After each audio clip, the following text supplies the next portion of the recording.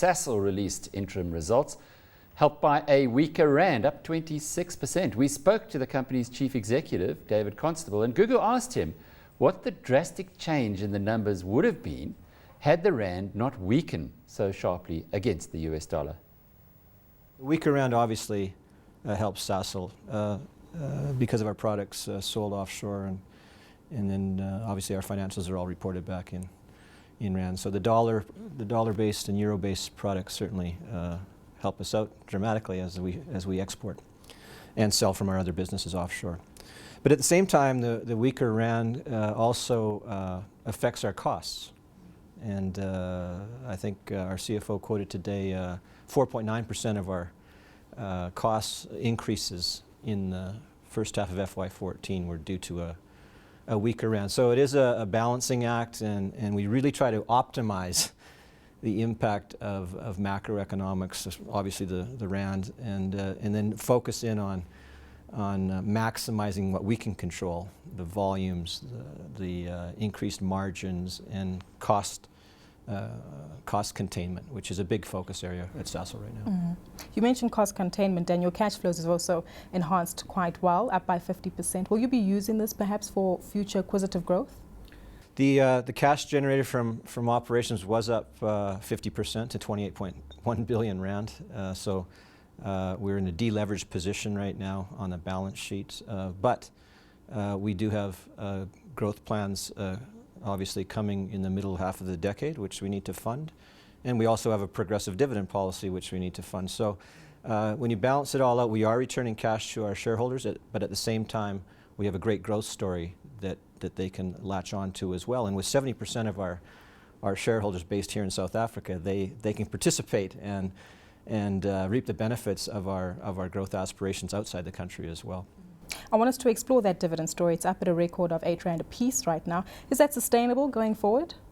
Our dividend policy is a progressive dividend policy, which means we will continue to at least pay the equivalent of the previous year's dividend or interim dividend of the previous financial year, barring any unforeseen global crises like we had back in 2008. But generally speaking, we will track our dividend policy to our earnings growth and like I say, underpin it from the previous year. So you will see at least a flat or growing dividend at Sasol going forward, and we in our forecasting feel comfortable that we can continue that through our capex period here in the middle to the later half of the decade.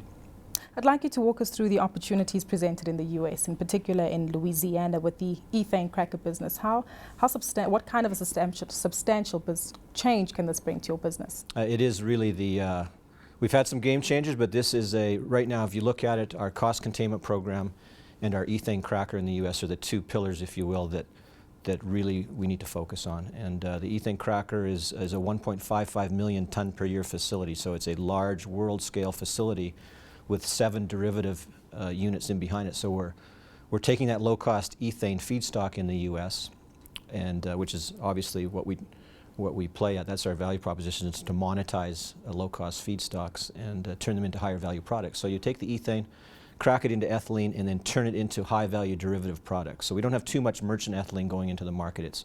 It's higher value products. And walk us through these products. Those are like paint products. Yeah, exactly. There's ethylene oxide mono, ethylene glycol, ethoxylates for the detergent industry. So yeah, a much higher value coming out the back end of the plant. But with those additional facilities, obviously your capex is higher.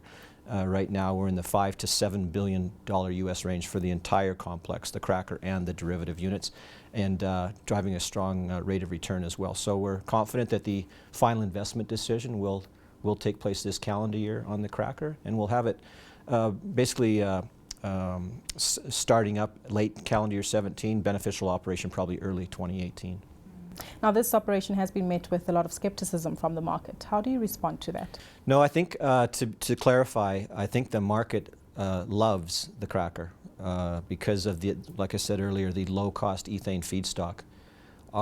We have a current cracker in Louisiana, which is printing money right now.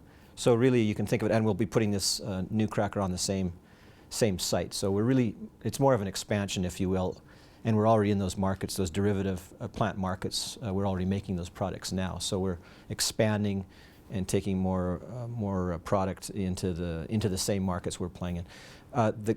What we're doing is leveraging the shale gas revolution in the U.S. and taking advantage of that low-cost feedstock, and the market can see what it's doing now for Sasol, and this is just more of the same. The project I think you're referencing is the phasing in of the gas to liquids plant, which is coming later in the decade. We'll take an FID decision 18 months to 2 years after the FID on the cracker. And there you've got to really understand the arbitrage between the natural gas price and the crude oil barrel price, which will be selling low sulfur diesel into and a variety of chemical products into the marketplace. So that's FID is yet to be taken, and that's where some of the concern is on will that big difference between natural gas and crude oil, that big arbitrage, be there for the long term. And we'll have to take a view on that closer to the time that we see the capex, get through the front-end engineering and design, see the estimates, and take a view on that in a few years' time. I understand in total you might need a capital requirement of $14 billion US dollars? For the GTL, it's in the $12 to $14 billion range.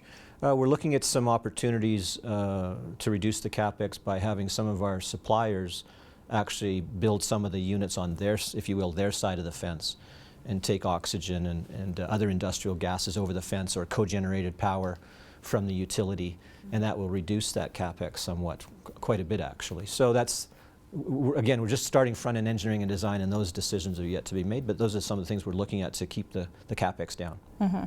Coming back to shale gas, no doubt that has presented an awesome opportunity in the US as well as Canada. Are you going to be pursuing opportunities in South Africa? You know, I've talked about shale gas a lot in South Africa, and I'm a big proponent of it. We have a shale gas operation in Canada with our partner, our new partner, Progress Energy, who's just bought Talisman's 50% share of our reserves in Canada. So we have good experience on shale gas, and we believe, and we can see that it can be done in an environmentally friendly fashion as well.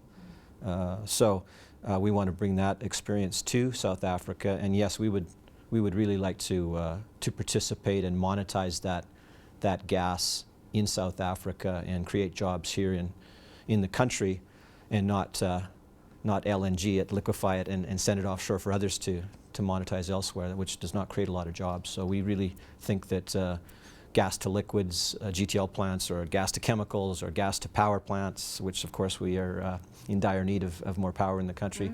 We are a proponent of shale gas in South Africa. We just have to figure out how to play and get involved and try to find some reserves that are blocks that we can start exploring on.